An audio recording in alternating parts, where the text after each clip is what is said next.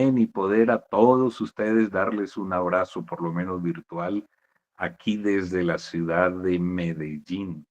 A raíz de las labores que desarrollo, me corresponde viajar con mucha frecuencia. El fin de semana pasado estuve en un pueblo que es famoso por un grupo musical ya antiguo. Estuve en el pueblito de Majagual, Sucre, y también por allá visitando otro pueblo, Montecristo. Y estos próximos días viajo para Valledupar, así que bueno, vengo aquí a casa, saludo a mi esposa, me lava la ropita y seguimos derecho. Cada uno con un tren de trabajo, con una cantidad de labores que realizar. Escuchamos un ratito en el saludo de Cristian, unos minutitos antes de salir al aire, sus corre-corres del día también, si no estoy mal, con Lady, que ha pasado, con Laura, una de las dos, ahí está pasando un momento difícil en su familia, así que un abrazo para, creo que es Laura la que está pasando ese momentito difícil. Laura, un abrazo, que Dios les bendiga a toda la familia, les traiga paz y consuelo ante lo que ha sucedido. Vamos a estudiar un ratito la Biblia, no será muy largo nuestra reflexión. Todos estamos cansaditos, pero qué rico, les felicito por esa iniciativa las noches del jueves, antes de ir a dormir, sacar un ratito para estudiar juntos, orar al Señor, cantar y crecer en la gracia de nuestro Señor. Una de las cosas particulares que ocurren cuando nacemos es la colocación de nuestro nombre. Papá y mamá ponen el nombre a cada uno de nosotros. ¿Por qué te llamas Cristian? ¿Por qué eres Dana? Davy, a ti te colocaron ese nombre. ¿Por qué? Laura, Lady, Ana, en fin, todos los que estamos aquí conectados tenemos un nombre. A veces se repite porque tenemos tocayos, pero algo llamó la atención de nuestros padres o de nuestros abuelos para colocarnos el nombre. En la antigüedad, los nombres se colocaban ya sea por alguna característica, una forma de ver la vida, o simplemente por el anhelo de saber que el significado del nombre pueda ser aplicado a la vida de quien se le colocaba el nombre. Al nacer, alguien pone nuestro nombre y nos toca seguir adelante con el nombre, aunque ya existe la posibilidad. Cuando no nos gusta nuestro nombre o cuando las circunstancias obligan a cambiarlo, ya por lo menos aquí en nuestro país tenemos la autorización de cambiar nuestro nombre. Tengo un buen amigo que hace unos 35 años su padre le pusieron un nombre que les pareció bonito y este amigo hace poco tiempo, pocos meses atrás, se cambió su nombre. Vivió 35 años con su nombre original y ahora ha hecho todas las diligencias para cambiarse el nombre. Todos los títulos, los diplomas, toda la identidad que tenía durante 3 décadas y media quedaron atrás y ahora tiene un nuevo nombre. Dios ha intervenido para colocar nombre a diferentes personas o para cambiarlos. Déjame compartir contigo unos breves ejemplos en nuestra introducción a nuestro mensaje. En esta oportunidad, Dios cambió el nombre a algunas personas. Lo hizo de manera tal que reflejara un poco, a través del cambio del nombre, el nuevo objetivo de vida. Por ejemplo, a Abraham le cambió el nombre y se lo alargó un poquito. Abraham.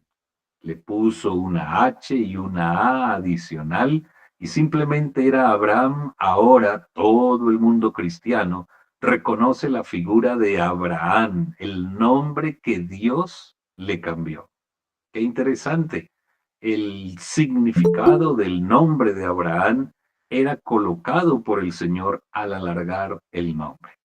Pero curioso, porque imaginen ustedes que su esposa tenía un nombre un poquito largo y Dios se lo acortó, una letra. La esposa de Abraham o de Abraham se llamaba Sarai y el Señor le dijo, no, no, ese nombre no va más, simplemente serás Sara. Y ese nombre tenía un profundo significado.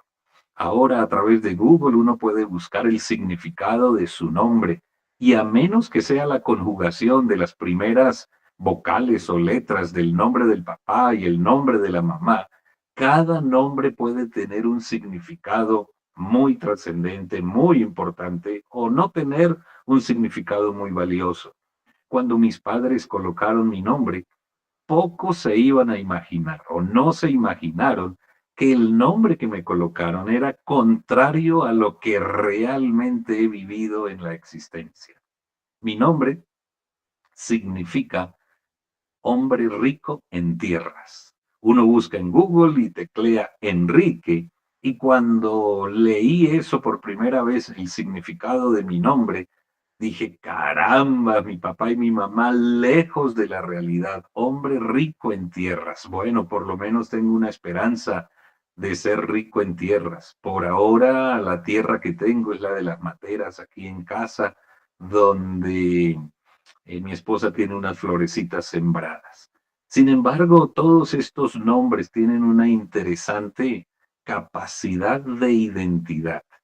Por ejemplo, el nombre de Jacob, el personaje bíblico, Jacob, Abraham, Sara, ellos no necesitan apellido para ser identificados. Su propio nombre nos indica quiénes son. Cuando uno habla de Cristian, oye, pero Cristian, yo conozco 20 Cristian, ¿cuál de los Cristian es?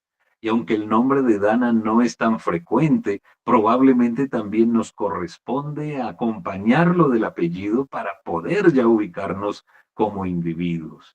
Pero cuando Jacob tenía ese nombre y todos lo conocían por ese nombre, Dios le cambió el nombre y se lo cambió de forma drástica. No se llamó Jacobo, le colocó una letra más, sino que se lo cambió por completo llamándolo Israel. El Evangelio según San Mateo, el capítulo 1 y el versículo 21, Dios le mostró a María que el bebé que nacería tendría el nombre escogido por el mismo Dios. Mateo 1:21 dice, y llamarás su nombre Jesús, porque él salvará a su pueblo de todos sus pecados. Cuando se habla del nombre, es el que nos da la identidad. Tú vas por la calle y de pronto gritan Juan, y tú no te llamas Juan, tú sigues derecho como si nada hubiera ocurrido. Pero si acaso tu nombre es Juan, y todos los que se llamen Juan girarán su rostro para saber de quién o a quién están, en quién nos está llamando. Ocurre con cualquier nombre que nosotros tengamos. Pero otra cosa es que a medida que va pasando el tiempo, la gente nos va poniendo sobrenombres. Y esos sobrenombres, llamados apodos, en el bajo mundo existen las personas fulano de tal, alias tal cosa. Por ejemplo, en estos días hay un señor famoso en las noticias que lamentablemente está siendo identificado como una persona que no tiene movimientos muy adecuados en su moral y en su propósito y en su proyecto de vida. Y están hablando de Papá Pitufo. Se llama fulano de tal, pero ahora es más conocido por Papá Pitufo. La gente no lo identifica por su nombre, sino por su sobrenombre. Algunos apodos llegan a ser más ilustrativos que lo que el mismo nombre significa. Y generalmente los apodos son puestos por alguna marca particular, por alguna situación chistosa que se haya vivido en la vida o simplemente por algo que no nos salió bien y la gente nos coloca los apodos. En muy pocos casos, una misma persona se pone su propio apodo. La gran mayoría de personas tenemos nuestro apodo y muchas veces el que tiene apodo ni siquiera sabe que lo llaman así. Por ejemplo, una compañera de estudio de una de mis hijas la llamaban Polilla. Y entonces esta muchacha no sabía que le decían Polilla. Todas las demás personas, todos sus compañeros, la llamaban a sus espaldas Polilla. ¿Quién sabe qué ocurrió en su vida? Otra de las chicas le decían Nariz de Zancudo. Y ya me imagino ustedes habrán notado o se imaginarán el por qué ese apodo. Y si nosotros pudiéramos abrir nuestros micrófonos para que digamos el apodo que nos tienen, probablemente sería para recalcar algún rasgo de nuestro cuerpo, alguna anormalidad, digámoslo de esa manera, alguna situación chistosa que nos haya pasado.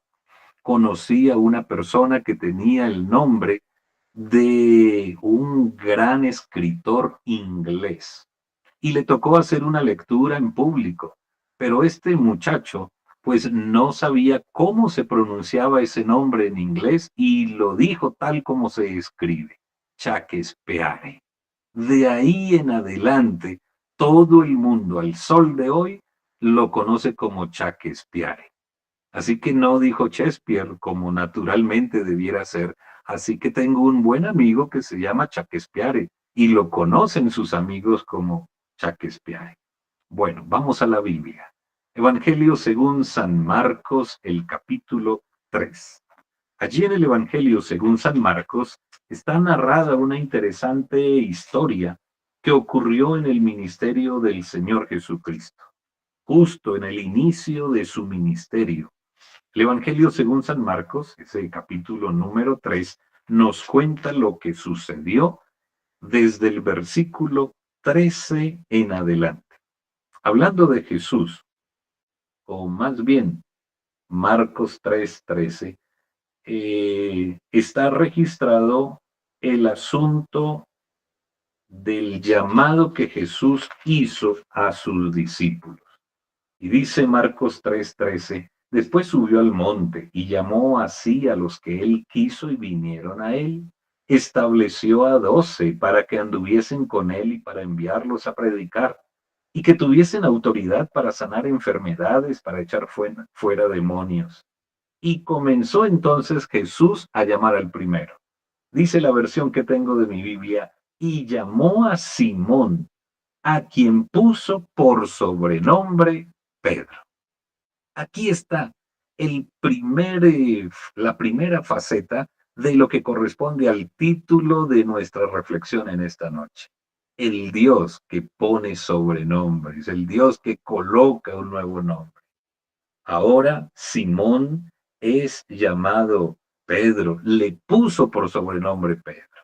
¿Y saben algo? La experiencia de Jesús nos indica que le puso por sobrenombre Pedro, que significa una piedrita chiquita, con el interés de dar una lección teológica que más adelante la experiencia de Pedro nos ayudaría a entender que él no es la piedra fundamental de ninguna religión, de ninguna iglesia, sino que es solo nuestro Señor Jesucristo.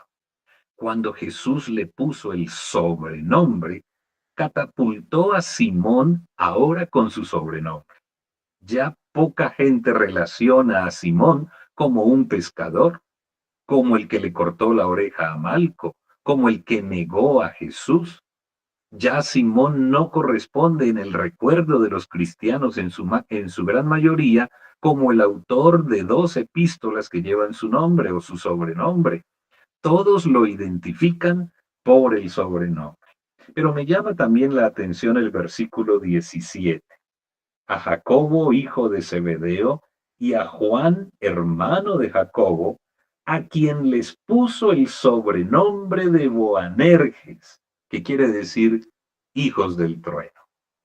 Noten que es el Señor Jesús el que pone el nombre y también a veces pone el sobrenombre. Y el sobrenombre para Jacobo y Juan, pues no era muy llamativo. Este sobrenombre marca para toda la vida. Boanerges, que quiere decir hijos del trueno. ¿Se imaginan ustedes el estado de ánimo del Señor Jesús? su naturaleza de alegría para poner un sobrenombre a un par de sus compañeros, llamarlos hijos del trueno. Y ese sobrenombre identificaba el carácter de estos dos muchachos. Pero saben algo más que es la parte ya central de nuestra reflexión en esta noche. Dios también coloca títulos.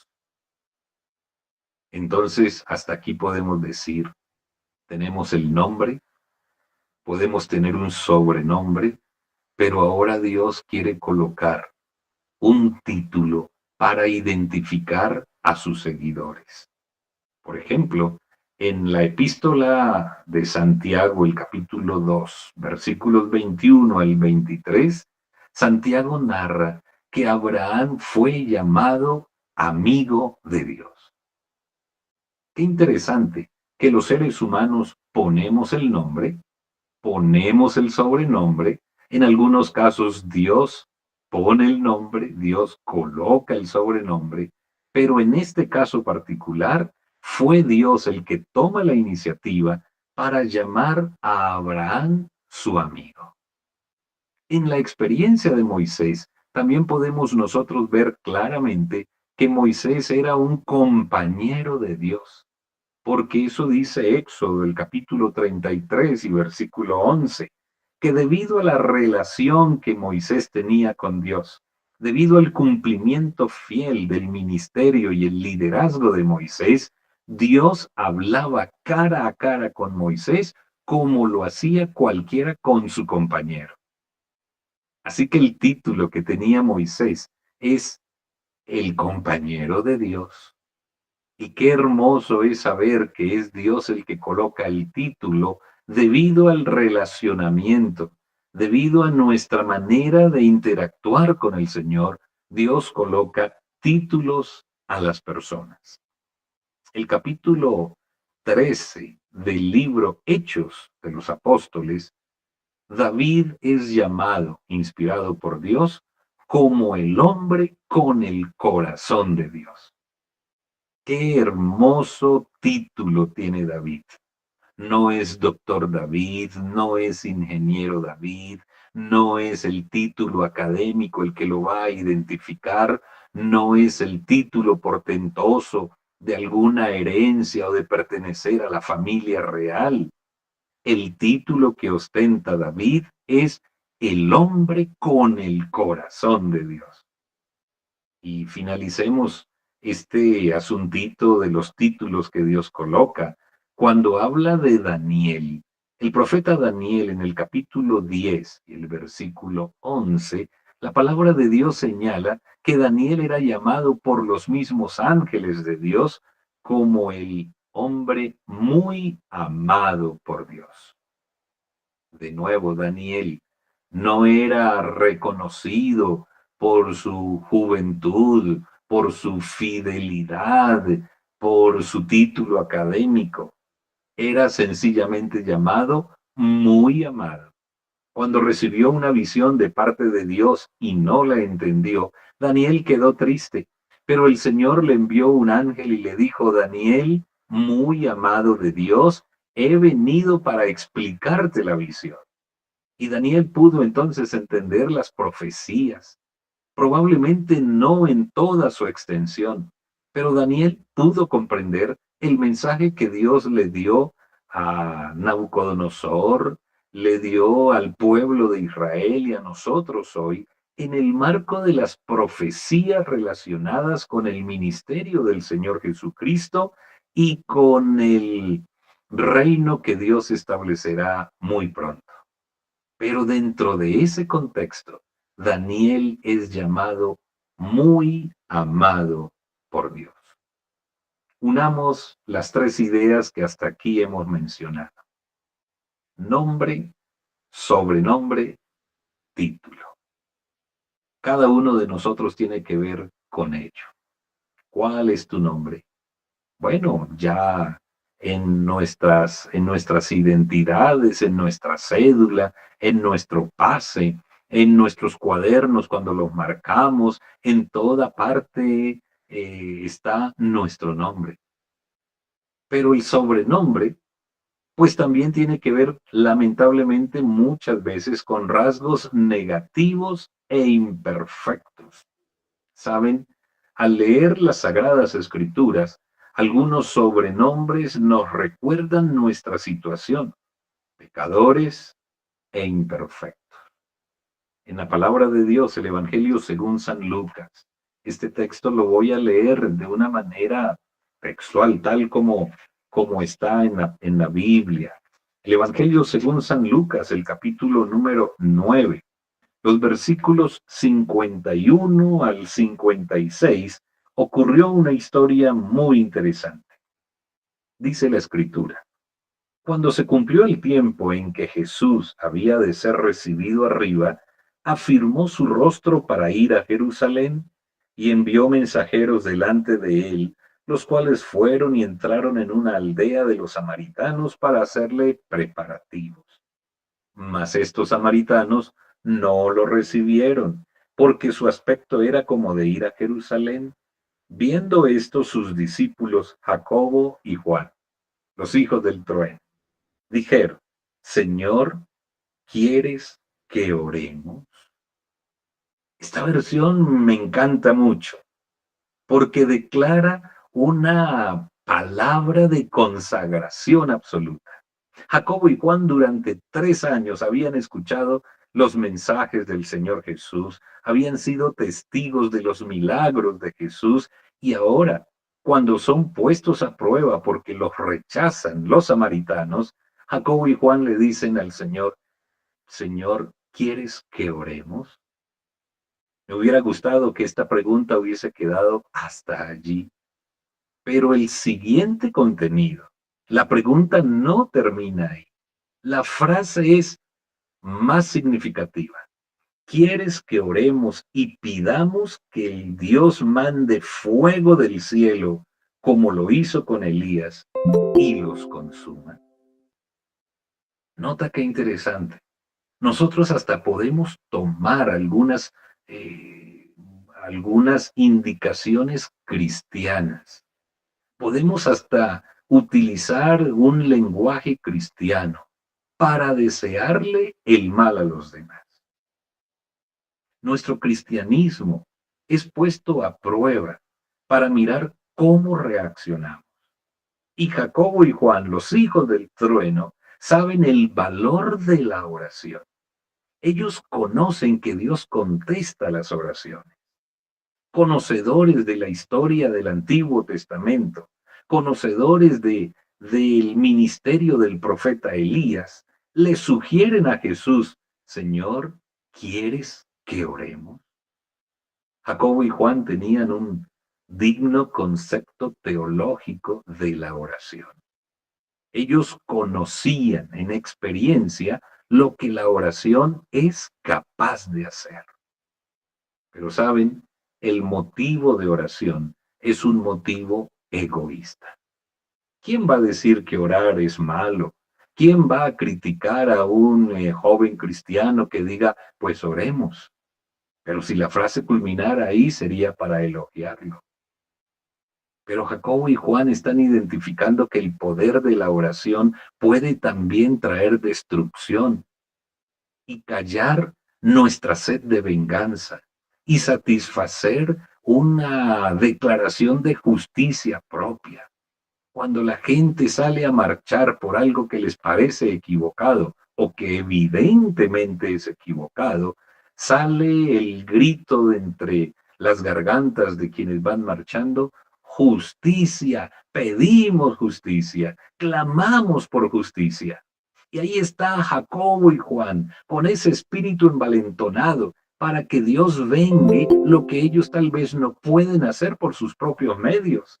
Jacobo y Juan no podían ir a castigar a los samaritanos y decirles, ¿por qué no nos recibieron? Jacobo y Juan no tenían la capacidad militar o física o intelectual de ir a enfrentar a esos samaritanos que cerraron las puertas de su ciudad para que Jesús no entrara y también para que ellos se sintieran rechazados. ¿Qué ocurre en tu vida cuando sientes el rechazo de una persona?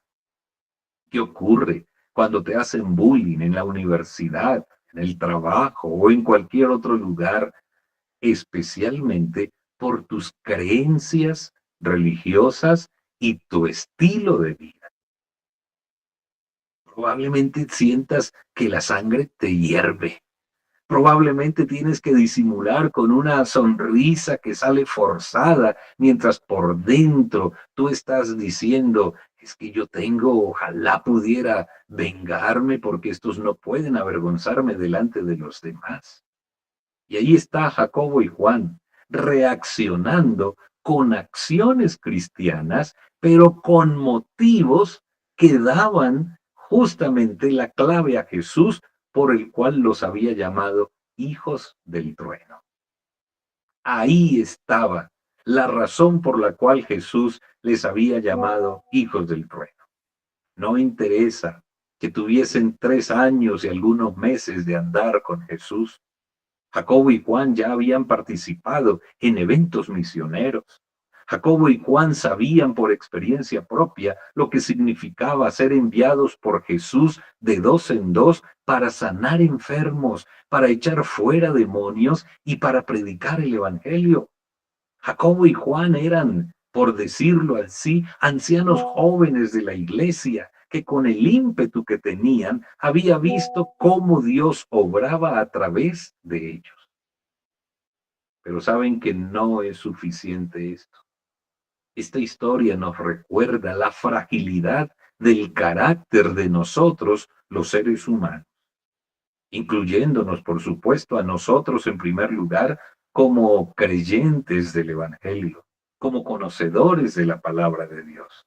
Podemos tener en nuestra boca una mención de un cristianismo puro, pero dentro de nosotros cargar unas pesadas respuestas que vayan a dar oportunidad de venganza o de clamar justicia o de gritar, esto es injusto, injusto conmigo.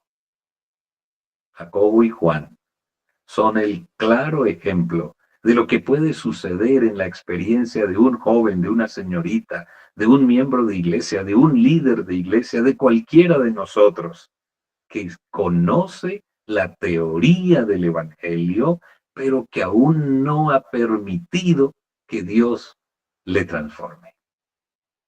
Y ahí está el sobrenombre que Jesús le puso a Jacobo y Juan, cobrando con creces lo que Jesús les había dado en su apellido, hijos del trueno. Están tronando allí. Señor, ¿quieres que oremos y que manden fuego del cielo y los consuma? Yo me imagino a Jacobo y Juan hablando como trueno de verdad. El tono de su voz, el énfasis de sus palabras no era marcado por el amor cristiano, por la prudencia, por la paciencia o cualquier otra virtud. Ahí estaban pidiendo a través de la oración, pidiendo autorización para que Jesús les diera permiso para que oraran y cayera fuego del cielo. Pero qué hermoso, ¿saben? El libro deseado de todas las gentes, texto que no alcanzamos a leer porque ya el tiempo se nos está yendo, pero en la página 262 de la versión tradicional de este hermoso libro deseado de todas las gentes, la sierva del Señor declara que Jacobo y Juan, y hace énfasis en Juan, tenía serios problemas con su carácter. Al igual que los demás, Jacobo y Juan, al ser llamados hijos del trueno, estaban llenos de mal genio. Querían ocupar el primer lugar en todo. Querían destacarse como los mejores. Querían que la gente los reconociera. Y probablemente si vivieran en nuestro tiempo, querían ser unos influencers que fueran reconocidos en todo el mundo. Que tal vez no necesitaran decir, envíame un like, porque sencillamente eran influencers de mucha gente. Y ellos querían ser famosos, cueste lo que cueste. Jacobo y Juan no poseían virtudes en su carácter que pudiera identificarlos como seguidores de Jesús. Pero el libro deseado de todas las gentes, en la página ya mencionada, la página 262, declara que Juan comenzó a ver en las virtudes de Jesús una oportunidad para su temperamento explosivo. Y Juan, contemplando el amor del Señor, permitió que fuese cambiado en su carácter. La contemplación del carácter de Jesús fue lo que logró que Juan, el que pidió que cayera fuego del cielo, escribiera las 3 epístolas que llevan su nombre antes de escribir el Apocalipsis. Y si ustedes recordarán, estas 3 epístolas previas al Apocalipsis hablan de un escritor bíblico que llama a los miembros de iglesia hijitos míos. Estas cosas os he escrito para que no pequéis. Y si hubiese alguien pecado, abogado tenemos para con el Padre. ¿Te imaginas si Juan no hubiese permitido que la contemplación del carácter de Jesús cambiara su propio carácter? Me imagino diciendo o escribiendo la epístola: hey, cristianos, si ustedes no se arrepienten, Dios los condenará. Si han pecado, arrepiéntanse, porque fuego caerá del cielo y los va a consumir. Es que cuando le permitimos a Jesús que transforme nuestro carácter, aún cambia nuestra manera de hablar, nuestra manera de relacionarnos con los demás.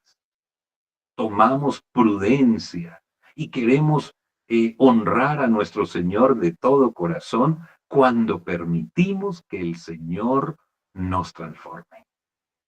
Y saben qué hermoso es saber que a pesar de que Jesús tuvo la iniciativa de ponerle un sobrenombre a Jacobo y Juan, el cambio del carácter permitió que Juan no fuese más conocido como el hijo del trueno.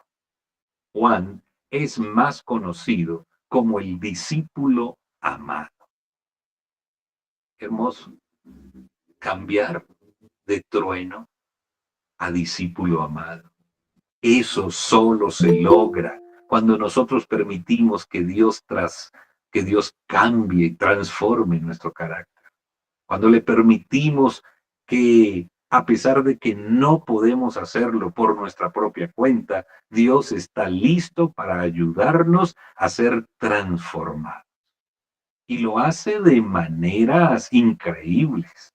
Por ejemplo, cuando mi abuelo conoció el mensaje adventista, mi abuelo era un hombre borracho, ebrio, le pegaba a mi abuela, a mis tíos, a mi padre cuando era muy pequeño. Pero un día allí en la ciudad de Bucaramanga, mi abuelo iba ebrio rumbo a su casa, pero sin saber por dónde iba. Y ese domingo en la tardecita, pasaba por la carrera 19 con calle 24, donde ahora es la electrificadora. Y ahora entonces, mi abuelo iba perdido en sus pasos por lo ebrio que iba. Y de una chocita, de una casita muy sencilla, al lado de lo que hoy es la electrificadora, sonaba una música. Algunas personas estaban cantando y esas personas estaban cantando una melodía que nunca él había escuchado. Y ustedes saben que a los borrachos les gusta la música, así que se acercó a escuchar la música y descubrió que provenía de un sencillo salón donde un grupo de personas se reunían ese domingo al atardecer para hacer un culto. Y mi abuelo intentó entrar allí. Ahí en la puerta había un diácono. Y el diácono tuvo una lucha interna. ¿Será que dejo entrar a este borracho? O más bien le digo que no es digno de entrar a la iglesia porque viene borracho. ¿Cómo va a entrar al templo estando en esa situación tan dramática y caótica?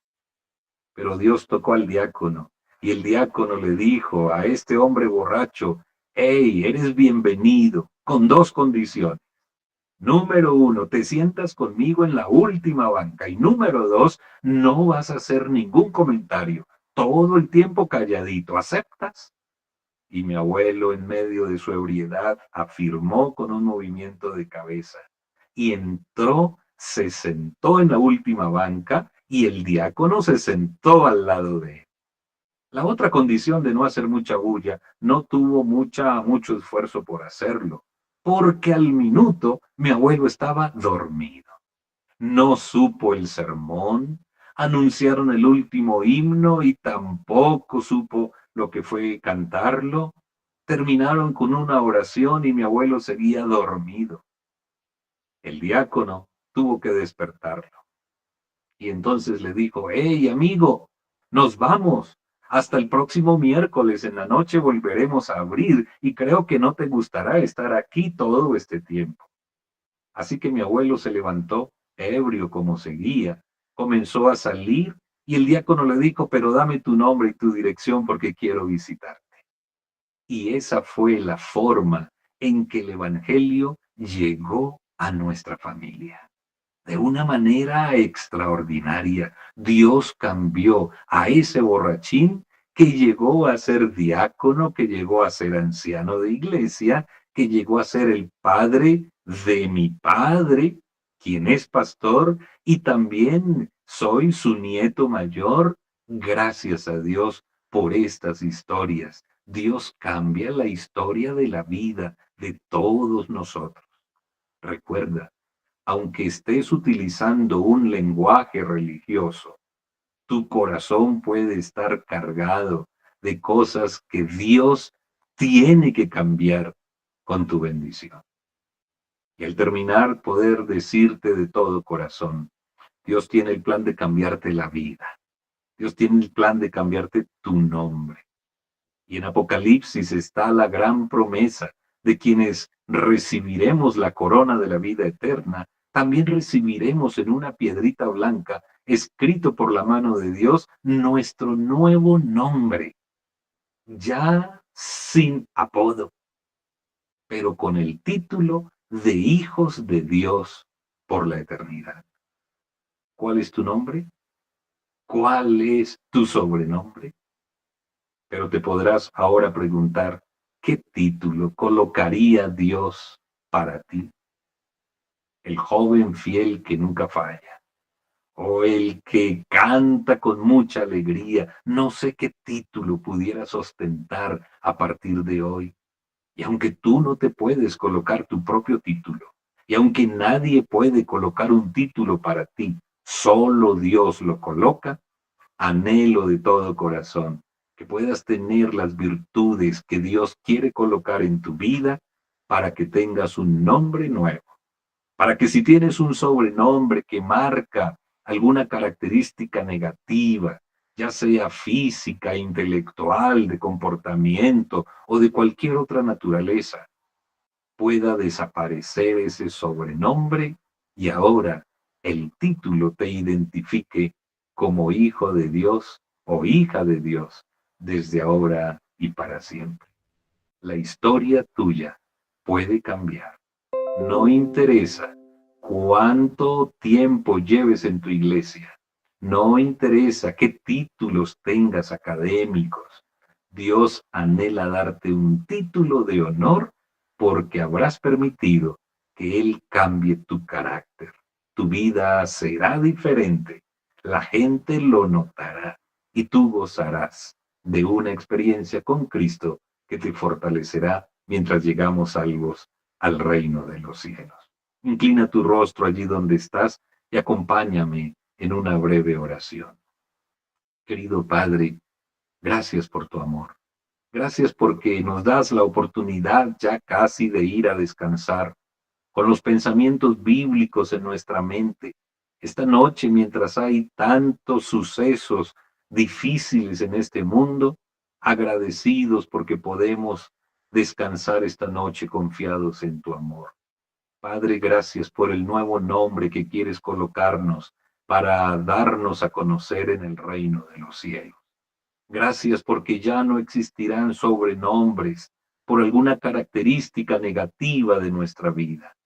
Pero sobre todo, gracias, porque quieres colocar para cada uno de nosotros un título que identifique el concepto de amistad que tenemos contigo, que identifique el cambio que Dios ha hecho en nuestro corazón y en nuestra vida, que aunque solos no podemos hacerlo, sin duda fracasaremos si permitimos que tú seas el centro de nuestra vida a través de la contemplación de tu amor, en el estudio de tu palabra y en los momentos de oración, podemos ser transformados por ti.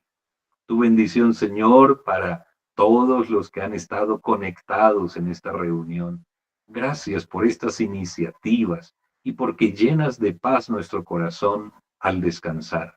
Y podemos decir juntos en coro esta noche, en paz me acostaré y asimismo dormiré, porque solo tú, Jehová, me haces estar confiado. Estas bendiciones las agradecemos y las pedimos en el nombre de Jesús. Amén. Amén.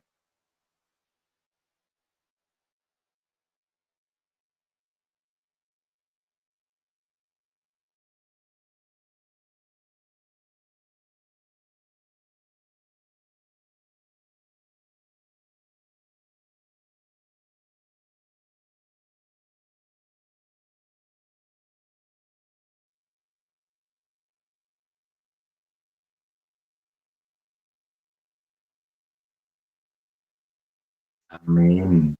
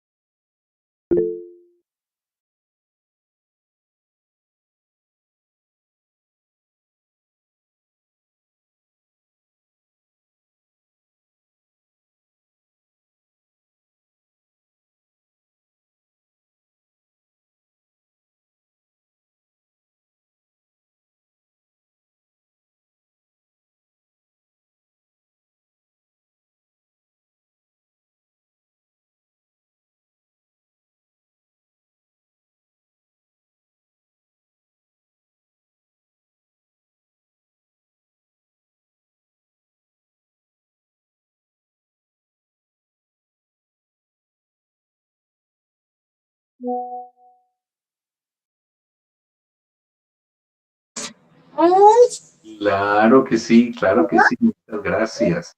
Sí, Sí, pastor, discúlpame. dale, dale. Bueno, también pedir por mi familia, pero especialmente quiero pedir hoy, no sé si el pastor Enrique se acuerde de la familia Morantes Porras, el hermano Isaías Morantes allí de Girón. Katy, una de las hijas del hermano Isaías, perdió esta semana a su esposo. Ellos quizás llevaban 5 años, por mucho, 4 años de casados. Dejó una niña, estuvo gravemente hospitalizado y desafortunadamente murió hace un par de días y pues orar por ellos para que, por ellas, las dos niñas, a Katy Morantes y a su hija, para que Dios le dé fortaleza porque sé que es un momento muy difícil y ese es mi motivo de oración de esta oportunidad. Claro, recuerdo perfectamente a Katy, una niña muy simpática, delgada, atenta y activa. ¿En dónde ocurrió lo que has mencionado, la muerte de su esposo? Ellos es que él estuvo hospitalizado por un dengue que le dio y tal vez se le bajaron mucho las plaquetas y murió. Creo que tuvo que haber muerto como el lunes perdón, como el domingo, creo. Ahí en Girón, Bucaramanga. En Girón, sí. Pues en Bucaramanga, sí. Qué dolor. Bueno, vamos a orar y colocar todas estas peticiones en las manos de Dios. Bondadoso Padre, ante ti de nuevo estamos. Ahora con corazones compungidos por algunas situaciones que se enfrentan, que sin tener una explicación que llene la razón de tranquilidad, solo aferrarnos a ti, para que a través de la fe nuestros corazones sean confortados en los momentos difíciles. Gracias porque tu palabra nos confirma que no estamos solos, que en medio de las luchas y pruebas de la vida, que en medio de las dificultades y las angustias, los dolores que hay en este mundo, tu presencia puede traer paz a nuestro corazón. Señor, hay familias enlutadas, familias con mucha tristeza, la familia de Laura, la familia de los Morantes. Hay también peticiones para el restablecimiento de salud de otras personas. También hay peticiones por nuestros hijos, hijos que necesitan tomar decisiones, pero sobre todo que sean decisiones acertadas para la vida eterna. Oramos, Señor, para que también las bendiciones que hemos recibido puedan caer en corazones agradecidos, que podamos ver cada mañana un nuevo milagro. Solo despertar con vida es una oportunidad de reiterar las bendiciones que Dios nos da.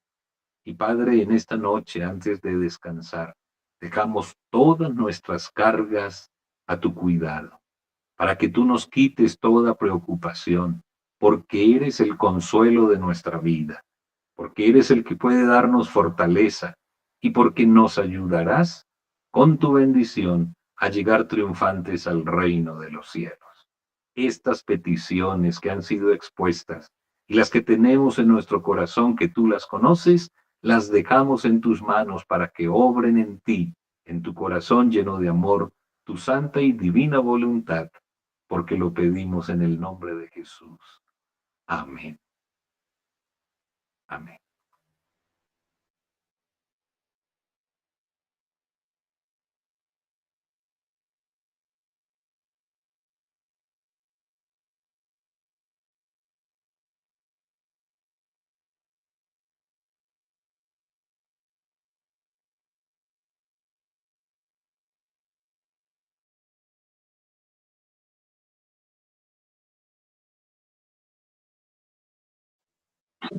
Ahora sí nos va a ver a todos, pastor.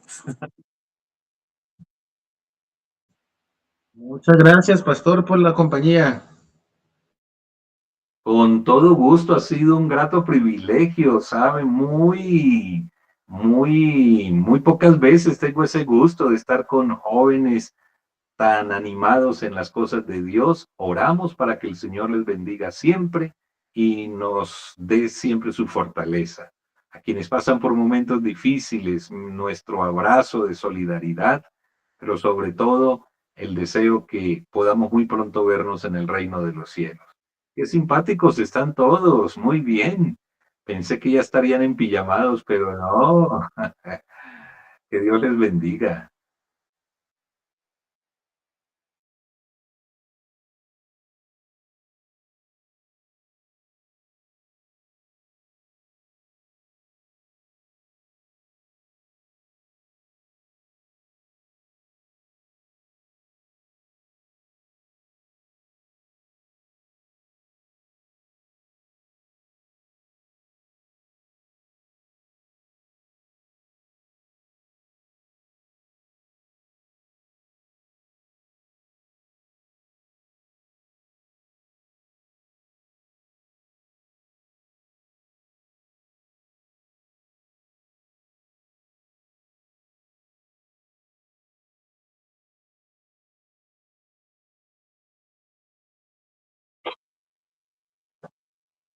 Gracias, pastor Enrique. Un abrazo. Que Dios les bendiga a todos. Un abrazo para todos. Será en una nueva oportunidad cuando podamos estar con ustedes. Dios les acompañe. Muchas gracias a todos. Feliz noche. Chao, Gracias. chao, pastor. Feliz noche. Un besito. Chao, pastor. Chao, muchachos. Hasta luego.